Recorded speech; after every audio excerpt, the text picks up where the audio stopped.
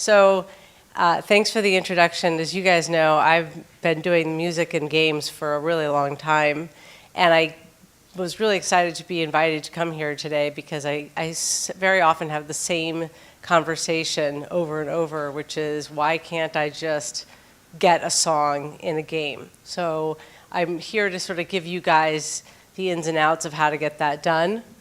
And the question is, how do I do that, right? So really what we're going to talk about is just what you need to know, and why can't you just call up the manager and get the song, which is what most people think is possible, but is not actually the way this goes. Who do you call, and then how much is this going to cost you? My first warning is, if you have plans on making the next Guitar Hero, run, don't walk away from this idea. Unless you really know what you're doing, it's a very, very laborious, very challenging experience. And unless you've experienced music licensing before, it'll take years off your life. And then you'll end up calling me or somebody saying, I can't believe I'm doing this, what's going on? So I'm sure it's a fabulous game. I'm sure everybody will want to play it, but clearing the music for it, if it involves anything that you've heard on the radio, very hard to do. Having said that, that doesn't mean you can't get great music in your games. It's just, if you're making a music-based game, this is my warning to you. Okay, so if you're still here, which everybody is, this is what the rights that you're going to need to get music in your game. A song in a game is called a sync license. You will actually not find a definition for sync in any copyright law, but basically you're matching music to a video. That's what a sync is, and that's sort of a good way to think of it. There's two sides to a sync. You need the master side, which is the recording, and then you need the copyright side, which is also known as the composition or the publishing side. The good news is, in gaming, those sides are what they call MFN with the other. And MFN is not a music industry term. I think it's just a legal term, but it just means most favored nations. So whatever you've negotiated with one side of the song, the other side gets the exact same deal. That's going to be more complicated down the road, but just so you guys know, you're not going to go ask, you're not going to pay one half of the song one amount and the other half of the song a different amount. What you negotiate for one is what the other one gets automatically, which can cause problems if they don't agree on the price, but in general, that's the good news for you guys. Okay, so a lot of people kind of go, I don't really understand this. The way that I'm making it as visual as possible for you, anybody who owns the tape or the recording or the vinyl, the people who own that own the master. So that's the record label. They own the actual recording. The music publishers don't own the recordings. They own the copyright. They own the lyrics. They own the music. So they split the copyright with the writers and the publishers. So just a way to think of it, the record labels own the recording, and the music publishers co-own the publishing or the copyright with the writers who wrote the song. So here's where it gets really fun. Record labels and publishers don't own the same songs. So you'll have Universal Music, which is the record labels, right? And then Universal Music Publishing, which owns the copyright of songs, but they don't own the same catalog of songs. Hopefully they do, but most of the time they don't. And with all of the consolidation that's happened in the music industry, just over the last 10 years, you'll see Capitol getting bought by, half of Capitol getting bought by Warner, the other half of it being bought by Sony, but then you'll have other companies get absorbed, like EMI Publishing would get absorbed by Sony and Warner. So it's very complicated, and it's just something you have to realize, that just because you're talking to the record label doesn't mean that that record label's sister publishing company owns the same side. Here's a good way to look at it visually for you guys. I just randomly picked Yellow by Coldplay. So Coldplay used to be on Capitol, but Capitol was part of EMI, and I don't know if you guys are aware, but then EMI folded and then got sold for its parts. So now Coldplay, which used to be on Capitol, got absorbed by Atlantic Records, which is part of Warner, right? So now Warner owns Coldplay or has them on their label, but Universal Music Publishing publishes them. It's totally separate. So the big question is, how on earth would you find all this out, right? I do this all day and I get confused. I would never expect anybody who wants to actually use a song to actually follow the bouncing ball, especially with all these different rights getting changed. There's a way to do it that's pretty easy. Just Google search or Wikipedia. Wikipedia is my favorite place to go because it tends to be accurate. It's not 100% accurate, but it's pretty good. There's other sites that you can use. You just need to use a place that you know is not trying to make any editorial comment on the information you're looking for. So sometimes musiclyrics.com will work. Wikipedia in general gives you what you really need, which is the artist's actual names. That's really, really important, especially when you think about a guy like Chris Martin. There are hundreds of Chris Martins in the database. So you need to know that his name is Christopher Anthony John Martin, because there are other Chris Martins out there. So I'm not kidding. Like, this is the minutia that you have to get into. But Wikipedia will give you most of this information, including all the labels that he's on, right? So that's really helpful. So you take his actual real name, and then you would need to go to a site that would tell you what the name of his publisher is. Usually on Wikipedia, you'll find out the label, and that's pretty simple. But Wikipedia is not going to bother you with the publishing. So PRS is just the name of a society that collects performance rights. BMI and ASCAP are the big ones in the United States. Whatever country you're from, you'll need to find out what the Performance Rights Society is. In general, when you're looking for artist information, if the artist is from England, go to the Performance Society in that country. If they're from America, go to BMI, ASCAP, or CSAC and look up the name of the artist by name and then find the name of the song. And then you'll find the name of their publisher. And then you can send them an email or send a note. Another way to do this, less reliable, but if you're on SoundCloud, sometimes the manager will leave you a phone number and an email of an artist that you really like, and you can directly manage it that way, or you can go to the record company label website and send them a letter saying, I'm looking for a use of this song. But this is just so that you have the back information, especially with publishing. Record labels are much more easy to find because they're the ones doing the marketing, so it's easy to kind of get a hold of them. It's much harder to understand who owns what song, who wrote what song, and a lot of times there's multiple writers. Okay, so before you even start calling these guys, you need to know what you're asking for. And this is probably the meat of what you guys need to understand today. If you don't write this information down and you don't give them what they, and you kind of give them a phone call that says, hey, I want to use this song, but it's very clear you have no idea how to do this, you're going to get put to the bottom of the pile because there's just thousands of requests that come in. And quite frankly, the kid who's the one who's doing this to clear this, if he thinks that he has to show you how to do his job for him, he's just not going to bother. It's just going to be too hard for him. So if you can give them the information that they need, then it'll be much easier for them to just pass on the request to the manager and get the reply back. That doesn't mean you'll get a reply that's a yes, but you will at least have a shot if you give them this information. You need to tell them the name of the song, and then if you're asking from the record label, you just need to say what the name of the song is and what the artist is. If you're going to do it for the publisher, you need to say, I'm asking for Yellow, Chris Martin, and the name of, and / Coldplay, right? So just make sure when you're asking for publishing, you're not just saying it's Coldplay, you're gonna say it's Chris Martin and the name of the song. You need to describe how you're using your music. That's super important. What's the use case? How are you using this? Because if you're gonna say it's like Tap Tap, or it's like Dance Dance, or it's Guitar Hero, then there's a certain term that they're gonna ask you for. They're gonna ask you for royalties, they're gonna ask you for percentage of your game. If you're saying, I just want to have really cool music in my game, it's a new, surf movie or a surf game, and I'm making a cool game, and I want to use like old surfer music, cool, then they're going to be like, okay, that's cool, we understand that. Anything you can show them, a screenshot, anything, any description, that just really helps them, because then they have to translate this back to the manager.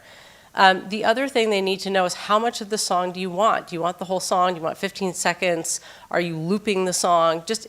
Over information is never a bad idea. The other thing you're going to need to know is you have to ask them for a certain length of time. The answer I always get from developers is, but my game is going to be permanent, and that's not what you can tell them. You have to give them a length of time that the license is valid. 2 to 3 years is pretty standard, and then you'll have to re-up the license. If your game is still existing in 2 years from now, you're in a good place, so why not just re-up the license? If your game is dead in 2 years, then it doesn't matter anyway.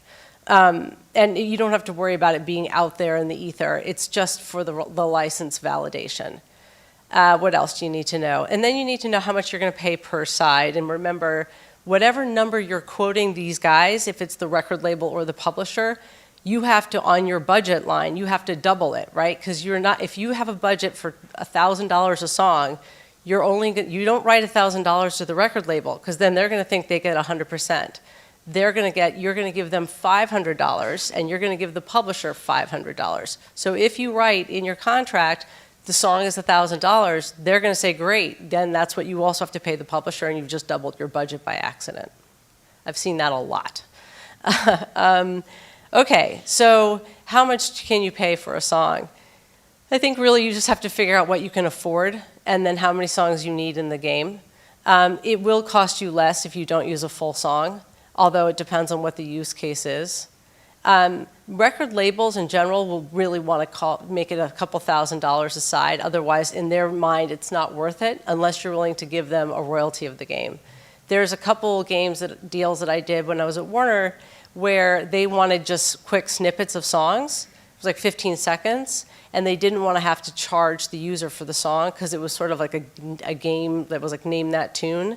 So what we did instead was we cut a deal with them where we got an overall deal where whatever money they were making on certain in-app purchases, regardless of the music, went back to the record label. And then we would pro rata share it to any songs that they could use. So that way you've sort of got 15 seconds. You shouldn't feel like, oh, I shouldn't have to pay for it. It's only 15 seconds. But it was actually a music-based game. So in that case, we were thinking, okay, we need to make some kind of money on this game somehow, but we understand you don't want to pay for every 15 seconds. So if you just give us a percentage of your overall net revenue, then there's probably a deal that we can make, and that's what we did. And that was pretty common, actually. A music-based game will almost always ask for royalties or a percentage of your revenue. The advances don't have to be that high if they know they're getting a back end. They understand they can't get you coming and going, although the record labels typically do try.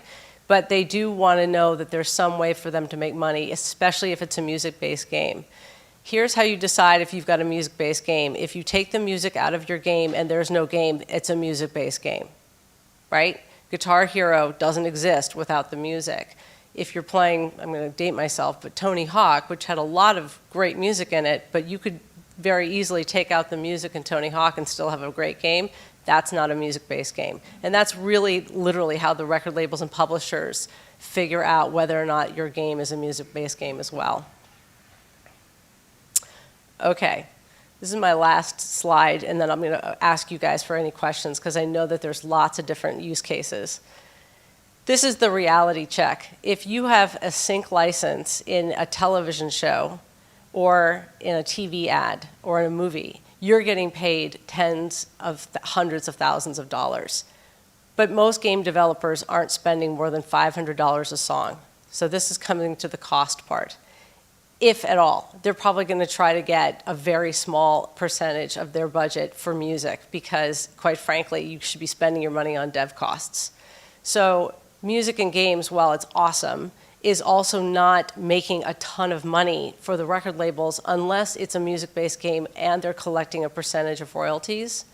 So they want to be able to work with you. Every artist we work with wants to be in games. It's one of the biggest questions that all the labels get asked. The bands go, I want to be in games. How do I love music. I want to be in video games. How do I do that? And the fact is, it's really hard for the record labels to find all of you guys because there's no central database of really cool young developers. So they are kind of stuck. They want to be able to do these licenses, but it's really hard for them because the film industry and the television industry are centrally located in LA. There's a very small handful of people who know exactly what they're doing. They get the request letter with all the right information, and boom, they've got much more money than they would chasing down every little developer. So there's this big disconnect, and this is where I always get employed, because then I get the phone call, people go, the only person we know who knows young game developers and music rights is Andie. So I get the phone call, and I'm trying to help you guys do this yourself, because it's not hard to do. It's just you have to have all the right information, and there's a huge, huge desire from the bands to be in your games and to help you out. But the disconnect is getting the paperwork done right, and that's where I think you guys could really help yourselves by just doing a little bit of homework and figuring this part out. They really do want to be in games. They really think it's really, really cool. It's just that the money on the licensing side is so much smaller than the big TV ad campaigns. In fact, I think the Super Bowl, Billboard just announced, like, publishers made more money on Super Bowl music licensing than they've ever had, ever. And they've just, like, made their years on just the Super Bowl ads. So that's just the reality check. I do have one more slide I forgot. So this is sort of instead of leaving you guys on this down note, which is not fun, I'm going to give you guys some solutions or some suggestions. And I've seen this work really, really well. You probably are all in the very creative, small worlds, and you're probably either friends, your cousin Vinny probably manages a band, or you probably know bands because you guys are all young, you're all very connected. Music and games are the same exact culture of kids, which is really, really great. Work with the artists that you know, work with your friends that you know, work with labels that you know, work with independent artists. There was this game that I saw a couple years ago. I swear to God, it was called like Kill Goat, something crazy like that. It was just like a little platformer HTML game, but they were really into this really heavy metal band. They emailed the heavy metal band. The band was super excited to be in this game. So then they posted on their Facebook page about this little game called Kill Goat, or whatever it was called, and it ended up becoming a viral hit for that little indie developer because the fans of this cool, heavy metal band were like, oh, that's such a cool game, and you're using our band that we love, and this is really cool. And so it went relatively viral on a smaller scale. But that's a really good example of what you should try to do first, is to support the artists that you really like, and maybe don't go with the major labels until you've really sort of got your feet wet. Tell them that you'll link to iTunes or Spotify to sell their songs or to add to the Spotify playlist. That's really great. They would love to do that. Just make it mutually beneficial to both of you guys and help them figure out how they can get into games, not just your games, but your friends' games. And then everybody sort of feels like that was really cool. I did something really cool. I'm in games. And developers at the same time can feel like, wow, I actually got to connect with the band that I really, really like. So those are my suggestions for you guys, and that's it for me. I would love to find out sort of what questions that you guys have, or if there's stuff that I can help you with. Now's your chance to ask. Do the musicians have over recordings or licensing? Are they just like... They have a lot. They have a lot. So sync licenses are, they have to get sign off on every sync license. So they don't have, it's called non-consent. There's a small list of songs that most labels have that is considered non-consent, meaning they don't have to go back. But for the most part, they do have to get each individual request signed off on, which is very time-consuming unless the manager goes to the label and says, listen, $500 or better, you don't need my permission, do it. That's rare. Hi, thank you for your presentation. I really enjoyed it. I have a question. I have an idea for a game which I've had for a while, which really what I'm trying to do is take it one step further, not just music-based games, but actually make games that are based upon music. And what that would require is not just the tracks themselves, but also like the multi-tracks and the isolated vocals and stuff. Yeah, and the stems. Yeah. So those are really hard to do. If you can find a way to cheat the stems, and I know that some people have now done that. I think Tap in the end tried to do that. Here's why stems are very hard to do. Even though they're required when the songs are delivered, very rarely do they get actually done, and a label will not pull back up the tapes and create the stems for you. It costs them $5,000 a time. So stems are not just lying around. They're very hard to get a hold of. I lived that hell in Guitar Hero because we couldn't get the stems up. So whatever advance we were getting literally was going into the creation of the stems. It's a little bit more automated now because of digital. Everything is now digital. But if you're working with a band or you know the band, then they'll probably have the stems for you, but they don't tend to get created when the tapes get handed in. And I say tapes, but you know what I mean, files. You talk about the labels and the publishers, but it will not be the case that often we'll need to talk to the collecting societies, and be like MCPS and. So the performance rights societies, that depends on. So yes and no. This is very complicated. It's way over my level of ability to distill it for you guys in a room. But basically, the idea is that whenever a song gets put on the air or you broadcast it in a club, there are these things called performance rights societies, and they collect a certain number, they collect a payment from those broadcasters and then pay the publishers. It's very complicated. Games are in this weird gray area. What you tend to need to do is go to your own performance rights society and ask them what rights you need, and then it depends. I'm not sure that you necessarily need it, but because this is really highly contested area, some people will say it's personal use, I don't need to pay it, and some people will say it's a broadcast, you have to pay it. The French, for example, require 20% royalties on any game. So I literally just don't license any French artists. David Guetta, Daft Punk, can't touch them. Same thing with Japan.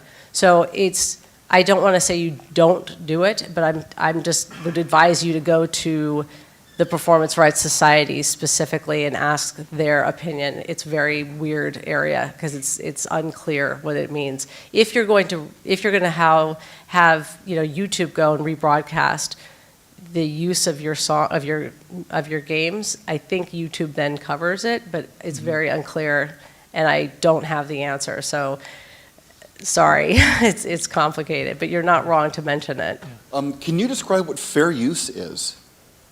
So I'm not a lawyer, but I play one on TV, and I don't have a definition. I think it's personal use is what people think is just their own ability to interact with the song, and so fair use is that's what they call it. But I wouldn't want to be the expert on this, and I don't even know that many lawyers would want to get up on stage and say this is the definition of fair use because it's getting contested. The bottom line is there is no segment of a song short enough that you can avoid going and dealing with the licensing. Correct. And Wonderful. Sorry, I don't mean to scare you guys, but you have to think of it from the label's point of view. They're spending millions of dollars breaking these artists, and they feel like, if it enhances your song, if it enhances your game, it's like you're using their songs. It's costing them millions of dollars. And you can't just take a song and put it in your game as fair use. That would definitely not work. What you might want to do, and I know Grand Theft Auto did this a long time ago, I'm sure they still do, is you get into the car and you can have a radio station.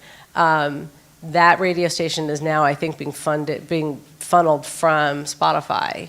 So they're letting somebody else have the onus of dealing with the rights, and then they're putting it in the car. That actually worked really, really well, right? So that's a good idea in most part. If you need something where you just need access to tens of thousands of songs, and you're going to be streaming it through your device, by all means, go to another company that already got those rights and repurpose it. That's a really good solution. It's a good hack. That's a great idea. I really like that. Yeah. Andy, hey, that was amazingly useful information. Great, good. Thank you very much for your Anytime. time Thanks, today. guys.